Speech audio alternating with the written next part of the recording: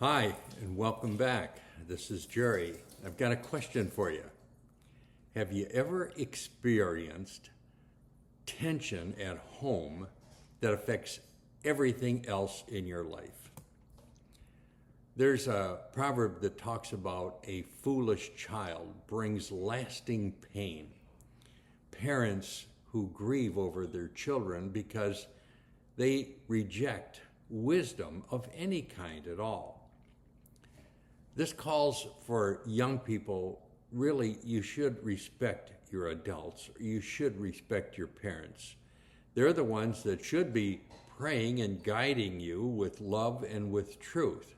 Now, I'd like to say there are no perfect parents. In fact, no one is really perfect. But constant conflict destroys peace, no matter where it's at. Ongoing strife, especially in a marriage, it's really emotionally draining. It's God's desire that every home is a peaceful place for people to reside. In fact, God blesses homes that are marked by honor, humility, and grace, one towards another one.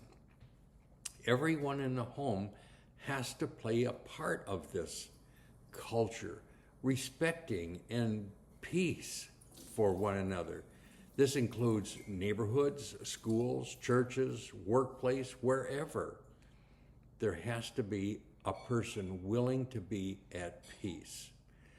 Now, here's a word for parents or bosses or leaders. Don't give up on your children or the young people. Keep teaching, and if you do, pray. If you can, pray for them, helping them, guiding them. Really, you should be loving them. Here's a word for husbands and wives. Examine whether you bring peace or pleasure to the relationship.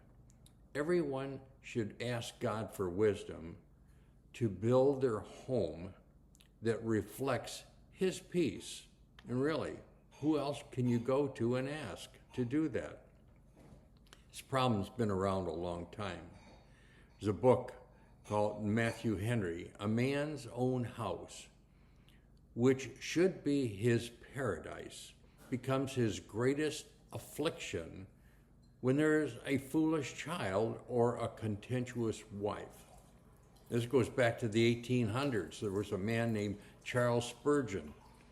Home should be the greatest place of peace on earth, but it may become the most miserable where wisdom and grace are absent. You know, it surprised me.